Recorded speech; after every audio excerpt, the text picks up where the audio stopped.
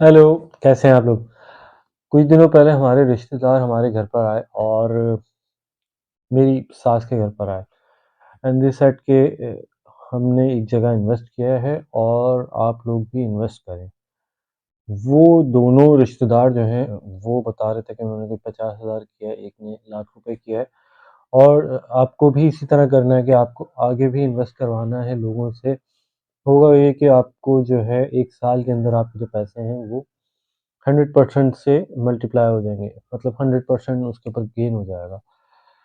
अच्छा, ये बहुत ही कन्विंसिंग था और बहुत ही लिक्रेटिव था, किसी के लिए भी कोई ये सुने कि यार मैं 1 लाख रुपए अभी रखता हूँ और 1 साल बाद जो है वो 2 लाख रुपए बन जाएँ, बड़ी ज़बरदस्त बात हो जाएगी। इससे ज़्यादा रिटर्न और चाहिए किसको? 100% आपको रिटर्न मिल रहा है, मतलब आजकल तो शायद कोई ना इक्विटी दे सकती है, ना ही कोई बॉन्ड इस तरह के दे सकता है। ये इस तरह की बहुत सारी स्कीम्स होती हैं, इसको कहते हैं मल्टी लेवल मार्केटिंग। और इसके अंदर क्या होता है कि आपको एक ट्री बनाना होता है। ट्री क्या होता है कि एक बंदे ने शुरू किया और वो जो है उसको फैलाता जाता है। जैसे ट्री होता है ना, ट्री की शाखें वो जितना तना एक तो ऊपर जाता है, ऊपर से फिर शाखें निकलती हैं, शाखों से फिर जो है और शाखें निकलती हैं, फिर वो जो इसके अंदर फूट लगते हैं और बहुत सारी शाखें, बहुत सारी शाखें और शाखें और शाखें हो जाती हैं। तो एक बंदा शुरू करता है, एक बीज बोया जाता है और इस बीज के बाद उसको कल्टीवेट करके ट्री बना दिया जाता है। ये क्या चीज़ है और क्या ये ऑथेंटिक है? इसमें क्या होता है? अगर आप देखें तो इसके अंदर आपको कुछ चीज़ें बाय करने के लिए कहा जाता है कि आप ये पर्टिकुलर चीज़ें बाय करें और इसके ऊपर आपको प्रॉफ़िट होगा और दूसरों से भी बाय करवाएँ। इसकी सब्सक्रिप्शन आप बाय करेंगे, इतने पैसे देंगे, फिर आप दूसरों से भी बाय करवाएँगे, इतने पैसे देंगे। जो प्रोडक्ट आपको दी जा रही होती हैं, बाज़ औक़ात वो प्रोडक्ट जो हैं उतनी कॉस्ट की नहीं होती या फिर इससे कम कॉस्ट की होती है। मतलब उसमें एक प्रॉफ़िट कमाया जा रहा होता है कंपनी की तरफ से 2 तरह से। एक तो सब्सक्रिप्शन की मद में और एक जो है आपके प्रोडक्ट की मद में।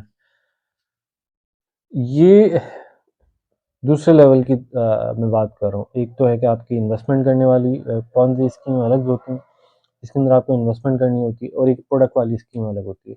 मगर काम दोनों एक ही तरीके से कर रही होती है। इसके अंदर एक ट्री बनाते हैं और ट्री के अंदर आप ब्रांचेस टू ब्रांचेस लोगों को आगे आगाह करते हैं। मार्केटिंग, मल्टी लेवल मार्केटिंग होती है। हर तरह से आप लोगों को जितने आप लोग लेकर आएँगे, जितने वो इन्वेस्ट करेंगे, आपको उतने पॉइंट्स मिलते जाएँगे और आपके पॉइंट्स में इज़ाफ़ा होता जाएगा और आपके जो है पैसे भी बढ़ते जाएँगे। उसके ऊपर आपको कैशबैक मिलता है, सारी चीज़ें। इन सब चीज़ों में फँसने से पहले मैं आपको ये कहूँगा कि भाई इस चीज़ पर गौर करें कि आपकी कंट्री में सबसे ज़्यादा इन्वेस्टमेंट पर फ़ायदा देने वाली चीज़ क्या है? मतलब आप कौन-सी ऐसी चीज़ में इन्वेस्ट करेंगे जो सबसे ज़्यादा आपको फ़ायदा देगा? और आप जो है मेहनत कर लें उसके ऊपर, सबसे ज़्यादा आपको फ़ायदा मिल जाए। मैं समझता हूँ कि एक बिज़नेस हो सकता है कि बिज़नेस में जो है आप सबसे ज़्यादा फ़ायदा ले सकते हैं, क्योंकि आप उसके अंदर आप एक्टिव मेंबर होते हैं, एक्टिव शेयर होल्डर होते हैं, एक्टिव पार्टनर होते हैं।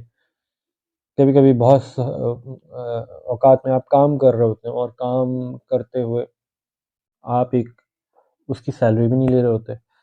तो सबसे ज़्यादा एक्टिव रोल होता है और ये सबसे ज़्यादा मेहनत करदा रोल होता है, जिसके अंदर आप खुद काम कर रहे होते हैं, आपका दिमाग काम कर रहा होता है, आपका पैसा काम कर रहा होता है। इस सब के बावजूद अगर कोई आप बिज़नेस देखें, अगर कोई फूड का बिज़नेस देखें, तो फूड का बिज़नेस मेरा ख़्याल है 30% से ज़्यादा प्रॉफ़िट नहीं कमा पाता। अगर 100 100 का वो अगर बर्गर दे रहा है तो 30% मैक्सिमम की बात कर रहा हूँ, प्रॉफ़िट उसके ऊपर नहीं होता। नॉर्मली प्रॉफ़िट 15% होता है, मैं आपको बता रहा हूँ। अगर 30% से ज़्यादा प्रॉफ़िट हो ही नहीं सकता, अगर बहुत ही बड़ा ब्रांड है और बहुत उसने एक धाक जुटाई हुई है तो 30% से ज़्यादा प्रॉफ़िट नहीं होता। इसके अंदर आपकी मेहनत भी होती है, प्रोडक्ट भी होती है, साइकिल होती है पूरी, अ, वेट करना पड़ता है, पैसे आने-जाने का, ये सारी चीज़ें। फिर उसके बाद आ जाएँ तो रिस्क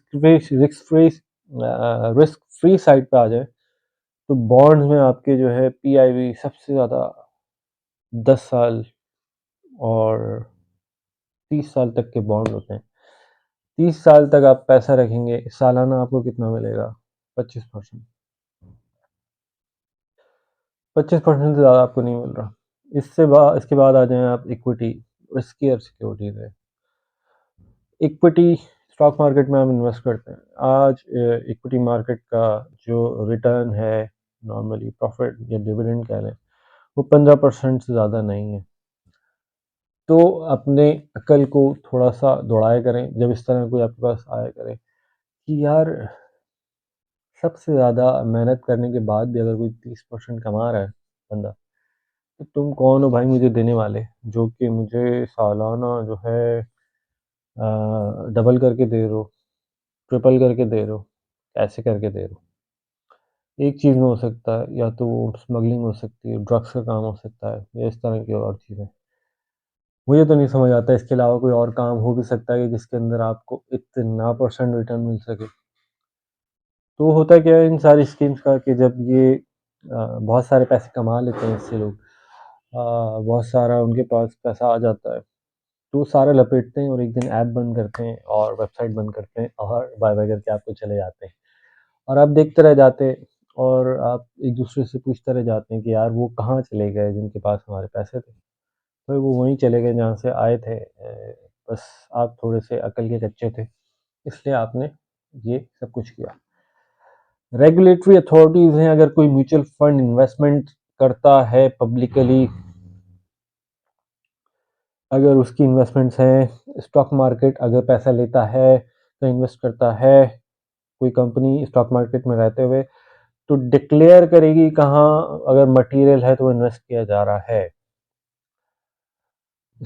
हर म्यूचुअल फंड को, हर बैंक को अपनी financial statements quarterly, half yearly, yearly शाया करनी होती हैं। ऐसी सारी कंपनीज़ हैं, हर तरह के फंड मैनेजर्स जिस तरह जहाँ इन्वेस्टमेंट हो रही होती है, चाहे वो इंश्योरेंस हो, कोई और चीज़ हो, वहाँ एससीसीपी, एसबीपी के रूल्स होते हैं कि आपको शाया करनी है, लोगों को बताना है कि आपकी इन्वेस्टमेंट कहाँ-कहाँ है, किस तरह है, इसकी वैल्यूएशन क्या है, ताकि ट्रांसपेरेंसी रहे इन सारी चीज़ों में। तो ये कौन लोग हैं जो आपके लाखों रुपए लेकर आपको ये तक नहीं पता कि वो इन्वेस्ट कहाँ करते हैं। तो थोड़ा अपना ख़्याल रखिए, इन बातों का भी ख़्याल रखिए, अपने अहलो-अहबाब को सेफ रखिए और वीडियो अच्छी लगे तो शेयर कीजिए, मालूमात की बात है। सब्सक्राइब कीजिए, लाइक कीजिए वीडियो। अपना ख़्याल रखिएगा। अल्लाह हाफ़िज़।